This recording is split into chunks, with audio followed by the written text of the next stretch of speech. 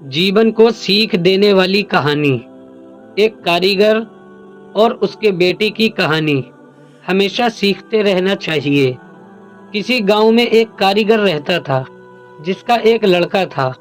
कारीगर अपनी छोटी सी झोपड़ी में टोकरी बनाता था, जिन्हें वह 20-20 रुपए में बेचा करता था। अब कारीगर बूढ़ा हो चुका था। उसने सोचा कि मैं अपने बेटे को यह टोकरी बनाने का काम सिखाता हूँ। लड़के से कहा कि तुम उसे सीख लो, मैंने तुम्हारा दादाजी से सीखा है। ये हमारी पीढ़ियों से चला आ रहा है काम है, अच्छा काम है।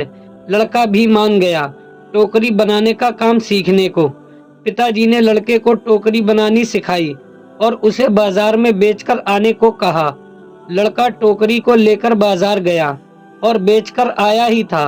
पिताजी ने पूछा कि उदास क्यों हो? लड़का बोला कि मेरी बनाई हुई टोकरी केवल 10 रुपए में ही बिकी। पिताजी ने कहा चलो कोई बात नहीं, आज तुम्हें और अच्छी टोकरी बनाना सिखाता हूँ। पिताजी ने और अच्छी टोकरी बनाना सिखाई और उसे बाजार में बेचने को कहा। लड़का टोकरी लेकर बाजार गया और अपनी बनाई टोकरी को 15 रुपए में बेचकर आया। लड़का अब भी उदास था।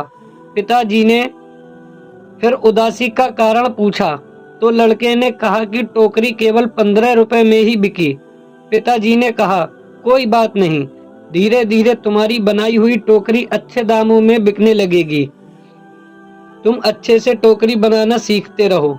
पिताजी ने और अधिक अच्छी टोकरी सिखाई और टोकरी बनाकर बेचने को कहा। लड़का बाजार गया और उस दिन उसकी टोकरी 30 रुपए में बिक गई। लड़का बहुत खुश हुआ। पिताजी ने पूछा कि आज कितने रुपए की टोकरी बेची? लड़के ने कहा आज मेरी बनाई टोकरी 30 रुपए की बिकी है। पिताजी ने यह सुनकर लड़के से कहा बहुत अच्छा है, चलो आज तुम्हें ऐसी टोकरी सिखाऊंगा जो 40 रुपए में बिक सके। लड़के ने कहा बस पिताजी, आप खुद 20 रुपए की टोकरी बेच के आए हो, आप मुझे 40 की टोकरी बनाना कैसे सिखाओगे? आप रहने दो, आपसे ज्यादा रुपए की टोकरी तो मैं बनाना जानता हूँ। इतना सुनकर पिताजी ने कहा ऐसा ही कुछ मैंने भी कहा था, जब मेरे पिताजी खुद 15 की टोकरी बेचते थे और एक दिन मेरी टोकरी 20 रुपए में बिक गई। मेरे पिताजी ने मुझे 25 रुपए की टोकरी सिखाने को कहा था, तो मैंने भी सीखने के लिए मना कर दिया था और कहा था कि आप खुद 15 की बेच के आए हैं, आपसे ज्यादा की तो मैं बेच कर आया हूँ। और तब से जीवन भर 20 रुपए की ही टोकरी बेचता रहा, क्योंकि उससे ज्यादा की टोकरी मैं सीख ही नहीं पाया।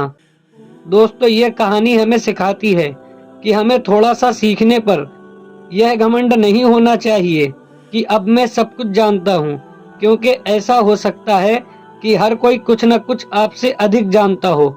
हमें हमेशा कुछ न कुछ सीखते रहना चाहिए।